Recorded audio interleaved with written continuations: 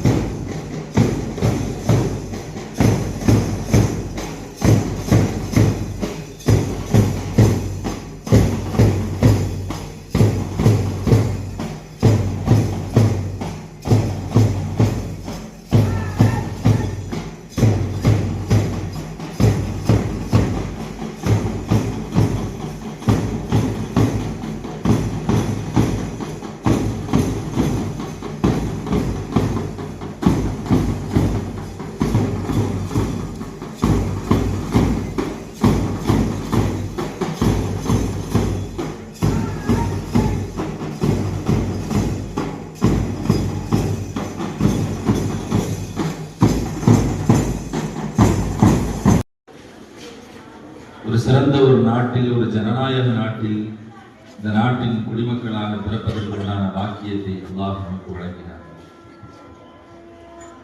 தேசபக்தி என்பது, நாட்டினுடைய நேசம் என்பது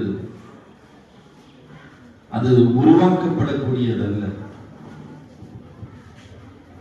ஒரு மண்ணில் ஒருவர் பிறந்து விட்டார் என்று சொன்னாலேயே அந்த மண்ணினுடைய நேசமும் வாசனையும் இயற்கையாகவே அவனுடைய ரத்தத்தில் ஊறிவிடுகிறது என்பதுதான் மனித படைப்பினுடைய இயற்கையும் யதார்த்தம். ஒரு வெளிநாடுகளுக்கு ஏதேனும் காரியங்களுக்காக வேண்டி செல்லுகிற போது நம்முடைய நாட்டுக்காரர்களை யாராவது பார்த்தோம் என்று சொன்னால் நமக்கு ஒரு இனம் புரியாத ஒரு ஆனந்தமும் சந்தோஷம். நம்ம நாட்டுக்காரன், நம்ம ஊருக்காரன் அப்படிங்கிற ஒரு சந்தோஷம் இருக்கிறது. அது உருவாக்கப்பட்டு வரக்கூடியதல்ல. அது யதார்த்தத்தில் எல்லோருடைய ரத்தத்திலேயும் இருக்கக்கூடிய ஒரு இனம் புரியாத ஒரு அன்பு.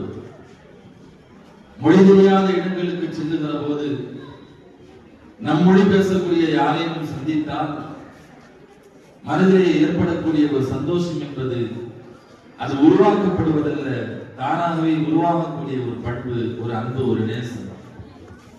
அதுபோல தேசபக்தி என்பது, நாட்டை நேசிப்பது என்பது ஒவ்வொருவருடைய யதார்த்தமாகவே அவர்களுடைய ரத்தத்தில், அவர்களுடைய சிந்தனையில் ஊறி போன செய்யும். அந்த அடிப்படையில் தான் இன்றைக்கு நாம் பிறந்த நம்முடைய தேசத்தை, நம்முடைய நாட்டை நாம் நேசித்து வருகிறோம். மட்டுமல்ல, நாம் கொள்கையாக கொண்டிருக்கக்கூடிய, நாம் வழிகாட்டியாக எடுத்துக் கொண்டிருக்கக்கூடிய நம்முடைய மார்க்கமும் கூட நாட்டை நேசிப்பதை பற்றி நாம் உயிருக்கு மேலாக மதிக்கக்கூடிய நபிகள் நாயகம் ஸல்லல்லாஹு அலைஹி வஸல்லம் அவர்கள் அவர்களுடைய வாழ்க்கை வரலாறுகளில் பல இடங்களில் பார்க்கும். எங்காவது அவர்கள் பயணம் செல்லுகிற போது தன் தோழர்களிடத்திலே சொல்வார்களாம், அந்த வழியாக அப்படியே சென்றால் நேராக மக்காவிற்கு சென்று விடலாம் என்று சொல்வார். அதுவெல்லாம் இதனுடைய வெளிப்பாடு என்று சொன்னால், தான் பிறந்த மண்ணின் மீது உண்டான அந்த நேசம், இனம் புரியாத ஒரு விதமான அந்த அன்பு அவர்களை அப்படி பேச செய்கிறது என்பது, நாம் பிறந்த இந்த இந்திய திருநாடு என்பதும் நாம் நேசிக்கக்கூடிய மற்ற எல்லா காரியங்களை விடவும் நமக்கு உயர்ந்ததாக இருக்க வேண்டும். குறிப்பாக 77வது குடியரசு தினத்தை கொண்டாடுகிற இந்த தருணத்தில் நம் எல்லோருடைய எண்ணமும் ஒன்றுதான். நம்முடைய முன்னோர்கள் பாடுபட்டு நமக்கு வாங்கி தந்த இந்த சுதந்திரமும், இந்த சுதந்திரத்தை தொடர்ந்து நமக்கு ஏற்படுத்தி தரப்பட்ட இந்த அரசியலமைப்பு சட்டத்தையும், நாட்டினுடைய உயர்ந்த சட்டங்களையும் ஒரு குடிமகனாக நாம் பாதுகாப்பதற்கான உறுதிமொழிகளை நாம் எடுத்துக்கொள்ள வேண்டும். இந்த ஜனநாயக நாட்டில் இந்த சட்டம் நமக்கு வழங்கி இருக்கக்கூடிய தனி சிறப்பு என்பது, எல்லோருக்கும் சமத்துவத்தை தந்திருக்கிறது. அண்ணல் அம்பேத்கர் அவர்கள் உரையாற்றுகிற பல பேச்சுகளில் ஒரு முக்கியமான குறிப்பை அவர்கள் சொல்லுவார்கள். சமத்துவம் இல்லாத சுதந்திரம் என்பது அது சில நபர்களுக்கு அதிகாரத்தை கையில் கொடுத்துவிடும், நாட்டை ஒன்றுமில்லாமல் ஆக்கிவிடும், மீண்டும் அடிமைத்தனத்திற்கு கொண்டு போய்விடும் என்று சொல்வார். எனவே சமத்துவம் இல்லாத சுதந்திரமும் ஆபத்து, சுதந்திரம் இல்லாத சமத்துவம் என்பது ஒரு தனி மனிதனுடைய உரிமைகளை கொண்டுவிடும், அதுவும் ஆபத்து என்று சொல்வார்கள் அண்ணல் அம்பேத்கர். எனவே ஒரு நாட்டில் குடிமகனாய் வசிக்கக்கூடிய ஒவ்வொரு மனிதனுக்கும் சுதந்திரமும் வேண்டும், சமத்துவமும் வேண்டும் என்கிற அடிப்படையில் தான் இந்த சிறப்பான இந்த குடியரசு தின விழாவில் அவர்கள் நமக்கு தந்த சட்டங்களை நாம் நினைவு கூறுகிறோம். இந்த நாடு நமக்கு வழங்கிய சட்டங்களில் அதனுடைய தனி சிறப்பு சமத்துவம். ஆண்டியாக இருந்தாலும், அரசனாக இருந்தாலும், யாராக இருந்தாலும் அவர்கள் எல்லோருக்கும் ஒரே சட்டம், சமத்துவம் பேணப்பட வேண்டும் என்கிற உயர்ந்த அந்த தனித்தன்மை மற்ற நாடுகளுடைய சட்டங்களில் பார்க்க முடியாது என்பது மட்டுமல்ல, உலகத்தின் மிகப்பெரிய ஜனநாயக நாட்டினுடைய இந்தியாவினுடைய சட்டங்களின் சிறப்பம்சங்களில் அதுவும் ஒன்று. இந்த அடிப்படையில் நமக்கு வழங்கப்பட்டிருக்கிற இந்த சட்டத்தை, சட்டத்தின் ஆட்சியை பாதுகாப்பதற்கு நாம் எல்லோரும் இந்த நன்னாளில் உறுதியேற்க வேண்டும் என்பது மட்டுமல்ல, இது யதார்த்தமாக மனிதனாய் பிறந்துவிட்ட எல்லோருடைய மனதிலேயும் உள்ளத்திலேயும் இருக்கக்கூடிய ஒரு சகோதரத்துவமும் சமத்துவமும், அதற்கு மதம் தேவை, அதற்கு எந்த விதமான தனிப்பட்ட கொள்கைகளும் தேவை. மனிதனாய் பிறந்த ஒவ்வொருவரும் எந்த ஒரு உயிருக்கும் சமத்துவத்தை வழங்க வேண்டும், சம உரிமையை வழங்க வேண்டும் என்பது அவன் மனிதனாக பிறந்த காரணத்தினால் மட்டுமே அது கொடுக்கப்பட வேண்டும். எனவே இந்த 77வது குடியரசு தின விழாவில் நாம் எல்லோரும் உறுதியேற்போம். நம்முடைய முன்னோர்கள் ரத்தங்களை சிந்தி பல்வேறு சிரமங்களுக்கு இடையில் நமக்கு வகுத்து தந்த இந்த அரசியலமைப்பு சட்டத்தை ஒரு குடிமக்களாக நிச்சயமாக நம்முடைய உயிர் இருக்கும் வரை, கடைசி மூச்சு வரை நாம் பாதுகாப்போம் என்கிற உறுதிமொழியை இந்த நன்னேரத்தில் நாம் எடுத்துக்கொள்வோம். எல்லாம் வல்ல இறைவன் நம்முடைய நாட்டை மென்மேலும் வலுப்படுத்துவானாக, நம் நாட்டினுடைய மக்களுடைய வளங்களை எல்லாம் வலுப்படுத்துவானாக. முன்பை விட நம்முடைய நாடும் நம்முடைய நாட்டு மக்களும் உயர்ந்த துறைகளில் முன்னேறி செல்வதற்குண்டான எல்லா வழிவகைகளையும் இறைவன் லேசாக்கி தருவானாக என்று இந்த நேரத்திலே நம்மிடத்திலே பிரார்த்தித்து என்னுடைய வார்த்தைகளை நிறைவு செய்கிறேன். மாஹூத் அவானாலே அல்ஹம்துலில்லாஹி ரப்பில் ஆலமீன். அஸ்ஸலாமு அலைக்கும் வரஹ்மத்துல்லாஹி வபரகாத்துஹு.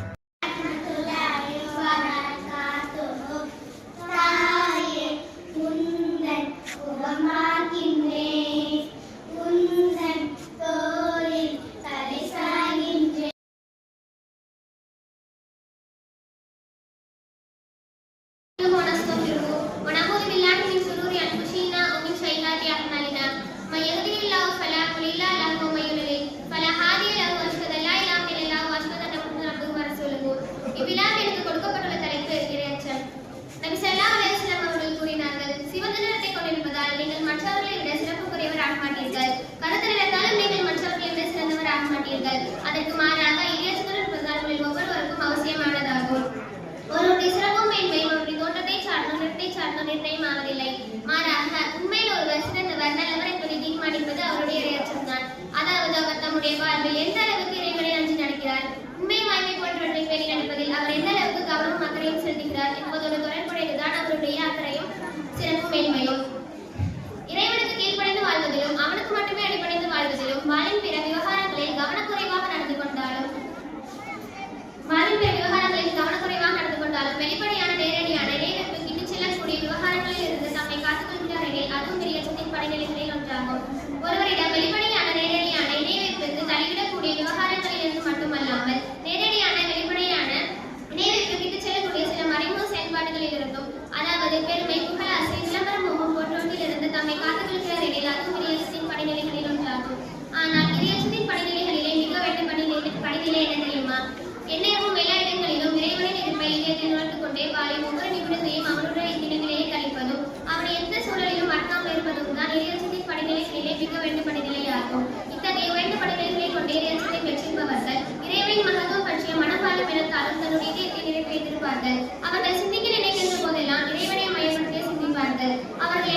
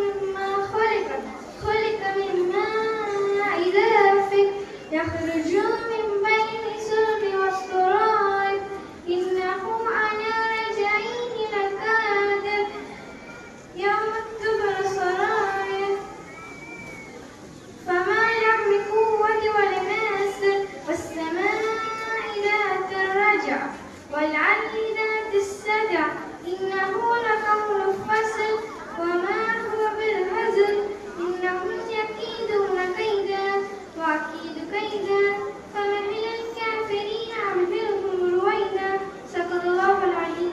السلام عليكم ورحمة الله وبركاته.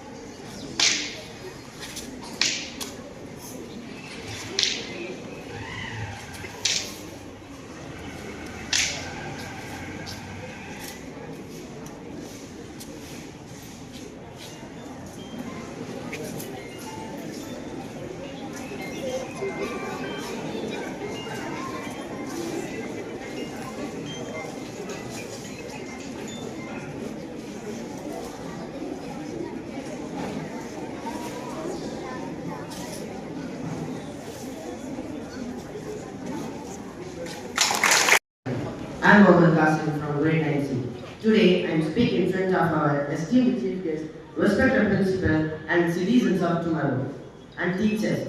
76 years ago, a nation that had been silent for centuries finally found its voice. But the beauty of January 26 isn't just to become a republic. It's that we decided to become a nation governed by ideas, not by monarchs. Many call the Constitution a book. I call it a living, breathing organism. It is the reason a student in this room can deserve with the highest authority and still be protected by the law. Many call the Constitution as it is represent. As students, we are celebrating our 607th Republic Day. As students, we are currently studying the rights and duties. But let's look beyond our textbook. The Republic is only like the grand wings, the pillars of our institution, but the cement that hold it together is our character. If you are dishonest in our small task today, weaken the pillars of the nation tomorrow. The Republic is only as strong as the integrity of its inner citizen. We often celebrate our past, the bravery of Bhagat Singh, the wisdom of Ambedkar, the grit of Sardar Patel. But the nation can't survive on nostalgia alone. We face new challenges, the climate change, the ethics of artificial intelligence, and the social empathy of the digital world. Patriotism in 2026 isn't just about the flag and colors. It's about scientific temper, it's about digital integrity, and it's about ensuring that while we reach the moon with ambitions, we don't leave a fellow Indian behind the poverty or prejudice. We are the Gen Z of India. We are vocal, and we are the tech savvy. We are the impatient for change. Let the impatient be our strength. Let us use our education not just as a ladder for our personal success, but as a tool to build an India that is sovereign in its thinking and supreme in its humanity. Today, let us not just salute the flag. Let us salute the values it represents. It means that the value of this flag is in that let us promise that when the history of this decade is written, it will say that the youth of India didn't inherit a republic, they elevated it. Jai Hind. Assalamu alaikum wa rahmatullahi wa barakatuh. 77th Republic Day of India. The Republic Day that we celebrate today is the result of Sultan Abdul Hamid was an Islamic warrior who sacrificed their life while protecting the border of our nation. His bravery teaches us the noble principle that the nation confers. Islamic teaches lofty values such as peace, justice, and sacrifice. Allah says in Holy Quran, "Inna Allaha ya'muru bil-'adli wal-ihsan." Indeed, Allah commands justice and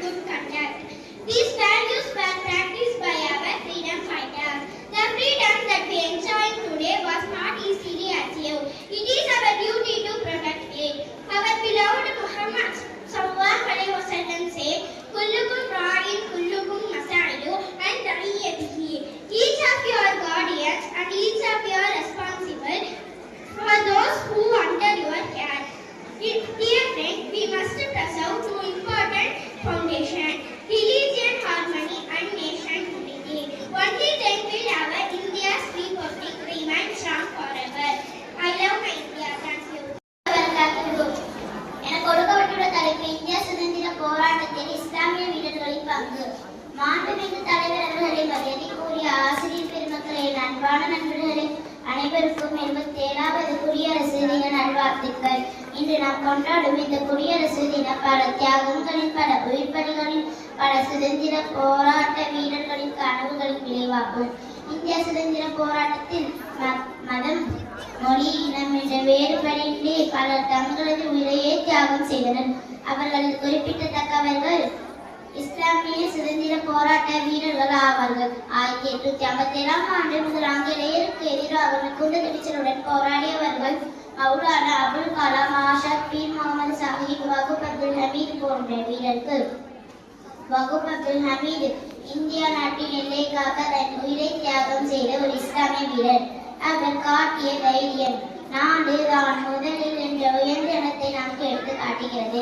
இஸ்லாம் மதம் சமாதானம், நீதிமுறை, தியாகம் என்ற உயரிய கொள்கைகளை போதுகிறது.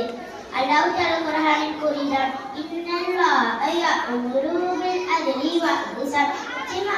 நீதியை நற்குணத்தை கடைபிடிக்க கட்டளையிடுகிறார். அந்த கொள்கைகளை இந்திய சுதந்திர போராட்ட வீரர்கள் தங்களது வாழ்க்கையில் நடைமுறைப்படுத்தினார். இன்று நாம் அனுபவிக்கும் சுதந்திரம் எளிதில் கிடைத்தது அல்ல, அதை பாதுகாப்பது நமது கடமை. நபிகள் நாயகம் ஸல்லல்லாஹு அலைஹி வஸல்லம் அவர்கள் கூறுகிறார்கள், குல்லுகும் ராஇன் வ குல்லுகும் மஸ்ஊலுன் அன் ரஇயத்திஹி. உங்களில் ஒவ்வொருவரும் பொறுப்பாளர், தம் பொறுப்பில் உள்ளவர்களை பற்றி ஒவ்வொருவரும் கேள்விக்குட்படுத்தப்படுவார்கள். அன்பு நண்பர்களே, நம் அனைவரும் மத ஒற்றுமை, தேசிய ஒருமைப்பாடு என்ற 2 அடிப்படைகளை காக்க வேண்டும். அப்போதுதான் எங்கள் இந்திய குடியரசு என்றென்றும் வலிமையாக இருக்கும். ஜெய் ஹிந்த், வந்தே மாதரம். அஸ்ஸலாமு அலைக்கும் வரஹ்மத்துல்லாஹி வ பரகாத்துஹு. To celebrate on 26 January every year. On this day in 1950, the Constitution of India came into the force. It is a very important day of our country. The Constitution gives us rights and duties. We should respect our freedom fighters and follow their path. Our freedom fighters have worked hard for India's independence. Today we honor their sacrifice. We remember our freedom fighters and leaders like Dr. B.R. Ambedkar and Mahatma Gandhi, who worked hard for our nation. So let us promise to be a good citizen and work hard for our nation. I am proud to be an Indian. Thank you. Happy Republic Day to all. ஒவ்வொரு ஆண்டும் ஜனவரி 27 அன்று குடியரசு தினம் கொண்டாடப்படுகிறது. 1950ஆம் ஆண்டு இந்த நாளில் இந்தியாவில் அரசியலமைப்பு அமலுக்கு வந்தது. இது நாட்டிற்கு மிக முக்கியமான நாளாகும். அரசியலமைப்பு நமக்கு உரிமைகளையும் கடமைகளையும் அளித்தது. நம் நாட்டின் சுதந்திர போராட்ட வீரர்கள் தம் சுதந்திரத்திற்காக களத்தில் அனுபவித்தார்கள். அவர்களின் தியாகங்களை நாம் எப்போதும் நினைவு கொள்ள வேண்டும். இன்று நாம் அனைவரும் ஒற்றுமையாக இருந்து நம் நாட்டை நல்ல தேசமாக மாற்றோம் என்று உறுதியேற்போம். மேலும் நல்ல குடிமக்களாக இருந்து நாட்டிற்காக கடமையாக உழைப்போம். நன்றி. அஸ்ஸலாமு அலைக்கும் வரஹ்மத்துல்லாஹி வபரகாத்துஹு.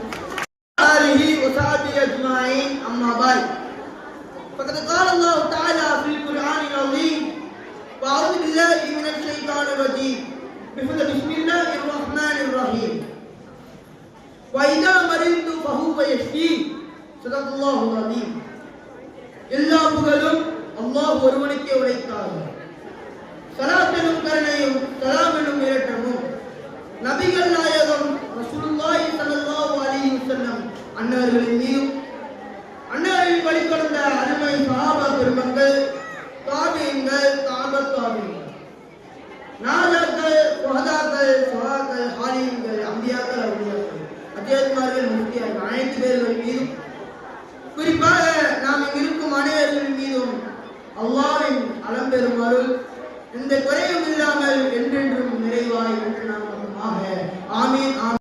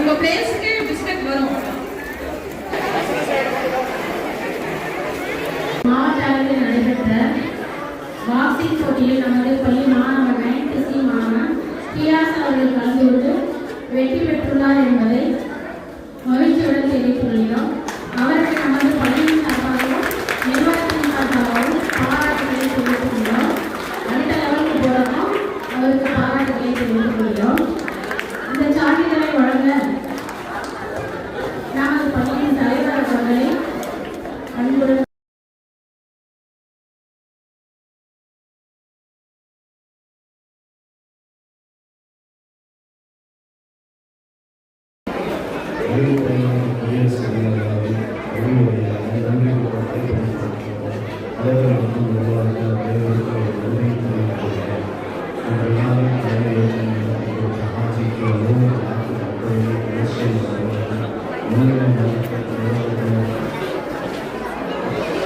Haji Al-Saudi, Haji J. Muhammad Ibrahim, N. Abdul Hamid, S. Alauddin Mahbub, O.M.S. Alauddin, J. Nur Muhammad, N. Abu Bakr Siddiq, N. Riyaz Din, H. Sultan Salahuddin, A. Muhammad Ali, A. Abdul மற்றும் ஒன்றிய சிறப்பித்த Haji K சராஜுddin தலைவர் இலட்சியம் வரவேற்பு Haji K N Mohammed உபயதான செயலாளர் இலட்சியம் அவர்களுக்கும் அணிவகுப்பு மரியாதை ஏற்றுக்கொள்ளும் ஹாஜி எம் முகமது மன்சூர் துணைத் தலைவர் இலட்சியம் அவர்களுக்கும் சிறப்புரையாளர் முஃப்தி சல்மான் ஹாஜி மற்றும் தலைமையுடன் பரிவரவாசன் அவர்களுக்கும் நிகழ்ச்சியில் இறுதியாக இனிப்புகள் வழங்கி கௌரவிக்கும் ஹாஜி ஒய்எஸ் முகமது இலட்சியம் மற்றும் கே அப்துல்லா சேகர் மற்றும் இலட்சியம் அவர்களுக்கும் மேலும் விழாவுக்கு வருகை புரிந்த ஆசிரியர்